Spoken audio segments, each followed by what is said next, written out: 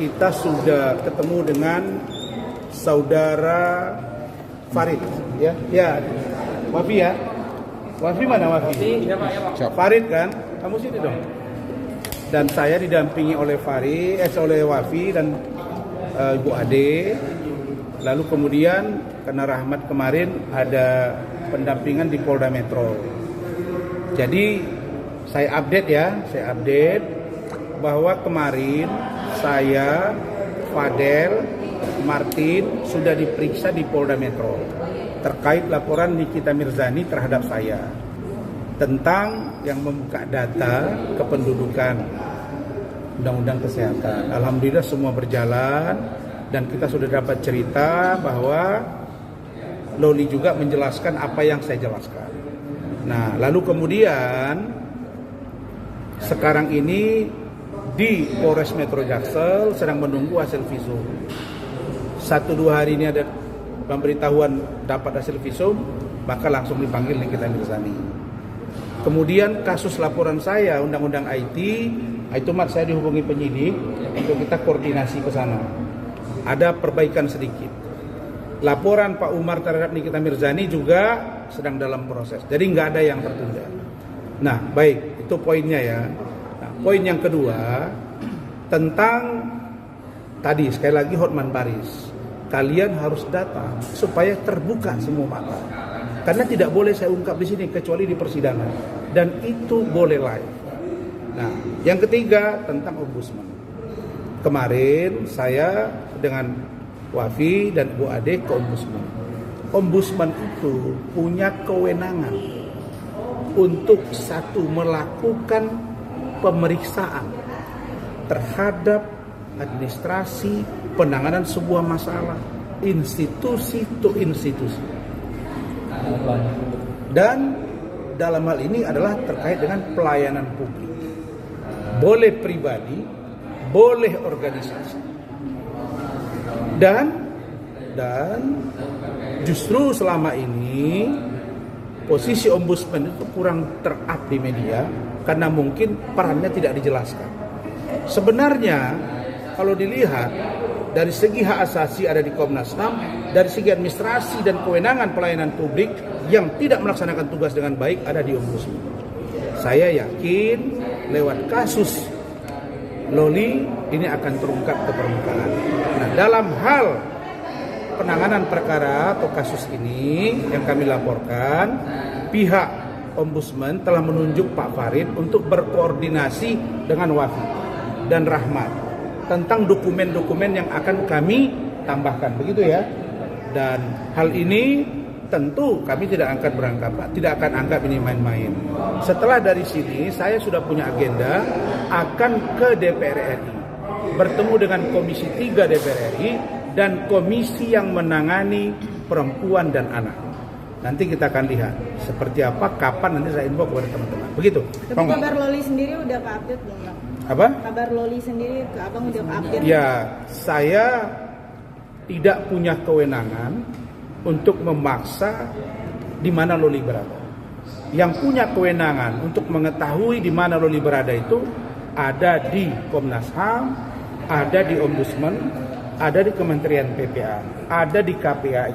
Tapi karena Kementerian PPA dan KPAI saya duga ya tidak bertanggung jawab, membohongi saya, maka saya serahkan kepada Komnas HAM, serahkan kepada Ombudsman dan DPR RI. Mereka yang berwenang untuk memanggil. Saya hanya akan datang ke KPAI, saya hanya akan datang ke Kementerian PPA untuk meminta pertanggungjawaban dari Lani Ritonga selaku asisten dan juga Saudara Ai sebagai seorang komisioner KPAI. Begitu. Bang, soal kasus penganiayaan itu dipindahin ke tempat eksklusif dan Abang dilarang nih Bang. Saya gini. Saya udah bilang ya, saya tidak terbiasa bicara tanpa fakta. Kalian lihat sendiri kan, 5 bulan mereka tidak mampu menjinakkan Loli. Itu artinya apa? Bahwa memang NM itu tidak mampu berkomunikasi dengan Loli. Dan Loli menolak. Sedurhaka-durhaka anak dalam kategori pemikiran orang yang waras. Pasti kalau ibunya memeluk dan punya cara untuk bagaimana anak ini dapat memaafkan ibunya dan dia curhat. Harusnya itu terjadi, tapi tidak terjadi. Bisa jadi karena Loli memang sudah sangat benci, atau sebaliknya NM juga sangat benci, tapi takut kalau secara terang-terangan nanti menghancurkan Loli. Jadi dibuatlah ini sedemikian rupa, diberitahu ke kita safe house, aman, nyaman. Apa sih yang nggak disampaikan kalimat oleh pengacaranya Fahmi yang tidak punya wibawa ini? Ya, ternyata dia tidak diinformasikan juga 5 bulan. Nah sekarang ngomong sangat eksklusif gitu ya? Iya benar. Nggak pernah saya dengar sangat eksklusif. Yang ada eksklusif itu kalian wawancarai saya eksklusif. Yang ada itu adalah sweet room. Nah, yang merasakan sweet room itu sejak saya pegang, sejak saya tangani, itu baru sweet room.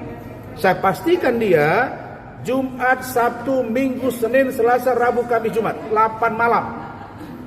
8 malam Loli dalam keadaan terjaga, terawat, makannya disiapkan, sabunnya disiapkan, handuknya disiapkan, sajadah disiapkan, dan kamarnya sangat-sangat istimewa, yaitu VIP. Nah, kalau dia bilang eksklusif, katanya juga sudah bermain-main kan, bercanda, sudah senang. Mana fotonya? Mana videonya? Nggak boleh direkam bang, kalau saya bang. Oh mana mereka waktu ambil paksa? Live dia, lagi. Itu alasan dari dia. Makanya yang begitu-gitu tuh orang yang tidak konsisten, jangan kalian percaya. Kita boleh merekam kok, tapi blurkan. Saya ini ada. Saya sudah tracking satu-satu. Per hari saya akan keluarkan terus. Dia lari bagaimana, dia pertama kali cerita, ada. Diblurkan. Kalian wartawan juga tidak boleh menayangkan anak di bawah umur kecuali diblurkan. Jadi kita begini loh, persepsi yang saya ingin bangun, tidak semua ibu menyayangi anaknya. Walaupun banyak ibu di netizen itu bilang saya seorang ibu. Iya, kau ibu yang bagaimana dulu? Pertanyaan saya, ada ke ibu yang membunuh anaknya? Sangat banyak. Ada pak anak yang membunuh ibunya juga? Sangat banyak. Ada ke ibu yang membuang anaknya? Sangat banyak. Ada ke ibu menyiksa anaknya? Sangat banyak. Pertanyaannya, kalau ada anak teraniaya atas nama ibu yang mengandung, kemudian anak ini di bawah umur, kita boleh bilang, kau anakku. Maka saya bilang, tolong dilihat secara tajam dan cemerlang dan cerdas, bahwa 2 tahun dia tidak dibiayai. Dan dia sudah siap hidup tanpa NM. Belum lagi kata-kata bude. Fitri bilang ke saya nggak pernah dengar yang namanya ada bude dia bang. Saya lama bergaul, tidak ada budenya. Bude yang mana? Ada dong, ngomong budenya biar kita lihat. Budenya mana? Halo, bude. Keluar dong, bude. Baru ditanyakan, katanya nggak dirahasiakan, nggak boleh diungkap. Nah, makanya semua rahasia nanti terbongkar lagi gitu. Makanya saya minta safe house dievaluasi, Lani dievaluasi, Ai dievaluasi. Jangan-jangan nanti dikurung lagi. Kenapa saya curiga dia berangkat malam? Ya bisa jadi di safe house. Kalau memang aman-nyaman siang aja. Kenapa masih malam? Terus kenapa takut ngubungi saya sama Bu Ade? Kan janjinya begitu dengan saya. Komunikasi. Kenapa saya dibohong? Emang apa masalahnya kalau saya tahu? Kan sudah bilang bahwa saya tidak akan mengadopsi dia tanpa kami putusan pengadilan atau ada kewenangan dari instansi terkait yang memberikan kewenangan itu kepada saya. Sepanjang itu tidak ada, kami akan bawa dia ke yayasan. Saya sudah bersiap begitu. Istri saya sudah siapkan baju untuk dia. Ya karena dia tidak ada baju dalam ini, kasihanlah.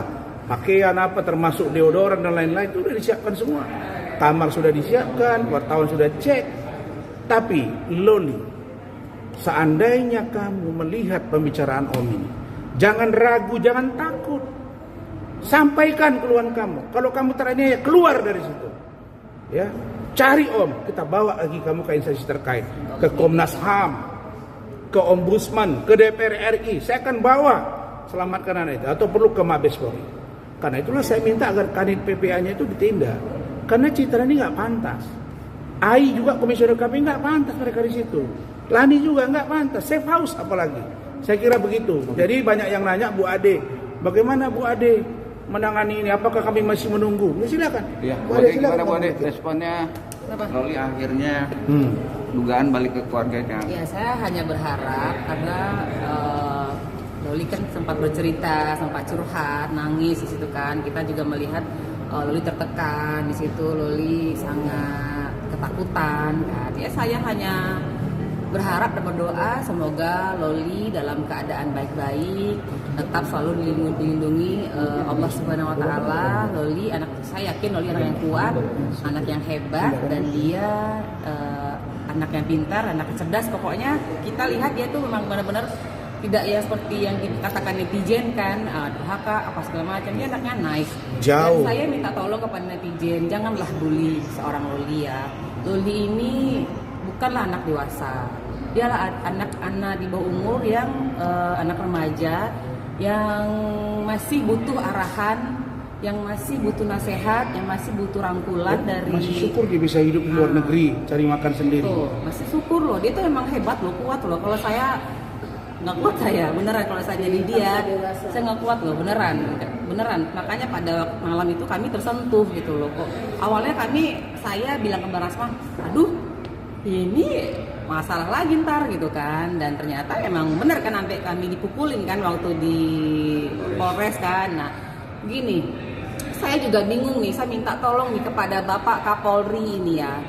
Kami Pak, saya bersama suami saya menolong seorang anak Nikita Mirzani yang lari dari safe house.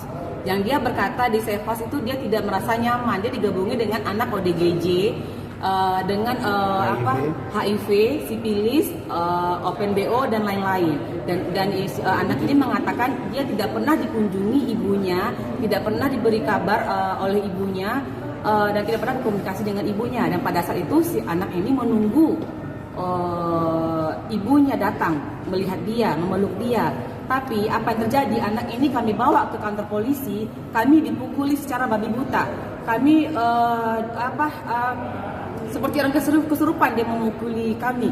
Padahal kami adalah menolong anaknya gitu loh Pak, di kantor polisi, dan disaksikan oleh yang ada di orang-orang yang ada di kantor polisi tersebut. Tapi mereka hanya diam Pak. Bahkan kami dilaporkan menculik anaknya, mengeroyok anaknya, mengeroyok si Nikita Mirzani ini yang pada kenyataannya tidak ada.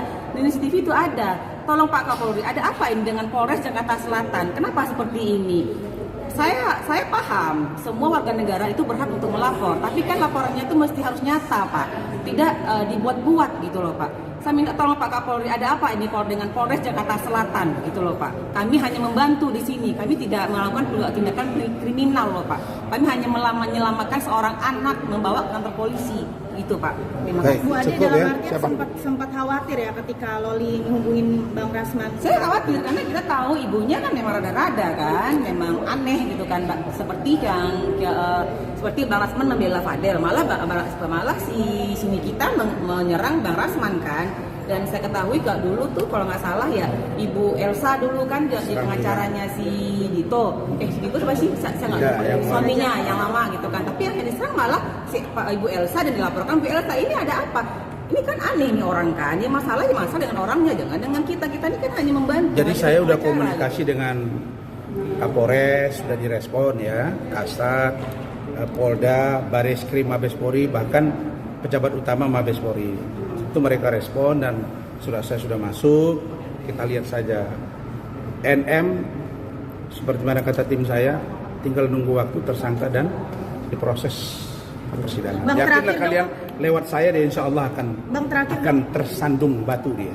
Publik pada nanya, kenapa sih kok Bang Rasman mau repot-repot, padahal kan Loli kan anak dari musuhnya. Karena kalian kan nggak lihat bagaimana Loli itu menangis, bagaimana dia menceritakan penderitaan dia, bagaimana kejamnya seorang NM. Nah, saya kira dan di luar itu dia bilang, ini safe house ini sama saya jatuh. Tunjuk mereka memang nggak bisa jawab juga komentar dia, penyidik. Jadi pertanyaannya, kalau tidak saya mau, siapa lagi yang bantu dia? Karena dia bilang lebih baik saya mati saja. Jadi itu yang saya lakukan, dan saya berhasil membawa itu. Akhirnya dia bawa ke rumah sakit Polri. Nah setelah itu mungkin polisi serahkan kepada keluarganya. Kok udah capek kan? Kita lihat aja bagaimana keluarganya nampung dia. Kalau besok tidak benar juga, dia pasti akan cerita dan akan jahat teriak. Yang disebutkan Loli sendiri seperti apa, Bang? Ya mulai kecil dia sudah diperlakukan tidak adil, suruh live. Kalau nggak mau live berjam-jam, kurung di kamar, ya dipukuli. Ya ngomong loh, oleh omnya, ibunya, kemudian dicontoh yang tidak baik, laki-laki bergantian datang ke rumah. Nah, saya nggak usah teruskan sampai kemana-mana. Yang penting itulah dia. ada perlakuan nggak baik juga nggak sih yang diterima Loli selama di safe house dari safe house ini? Iya, tidak aja? boleh bertelepon. Ada ODGJ, ada HIV, ada open BO, panas. Orang lain kasih komunikasi dia enggak. Malah dia dengar telepon dari seseorang. Udah siksa aja Loli. Dari orang yang sangat dekat dengan dia. Dengar langsung speaker. Dan itu dibenarkan oleh orang safe Dan house. itu safe house membenarkan. Dan itu Bang yang tadi Abang bilang katanya Loli juga sempat bilang saya mati aja deh kayak gitu. Lebih baik mati aja. Dia sempat bilang seperti Doa itu. berkali-kali dia bilang. Berkali-kali. Oh, berarti bukan pas Kasihan loh, kasihan. bukan pas keluar safe house doang, sebelumnya apa? Waktu ketemu saya, waktu pertama kali juga video call, pada waktu voice note, pada waktu ngobrol, dia ceritakan. Oke, thank you. Thank you ya Bang. Makan dulu ya. Saksikan terus Rasis Infotainment. Dan untuk mendapatkan berita terupdate, like, comment, share. Dan jangan lupa nyalakan tombol loncengnya. Tetap Rasis, rumor artis dan selebritis. Bukan gosip, tapi fakta. Untuk mendapatkan berita terupdate, jangan lupa tekan tombol subscribe, like, comment, and share. Dan jangan lupa juga tekan tombol loncengnya. Saksikan terus Rasis, more artis dan selebritis. Bukan gosip. Tapi fakta.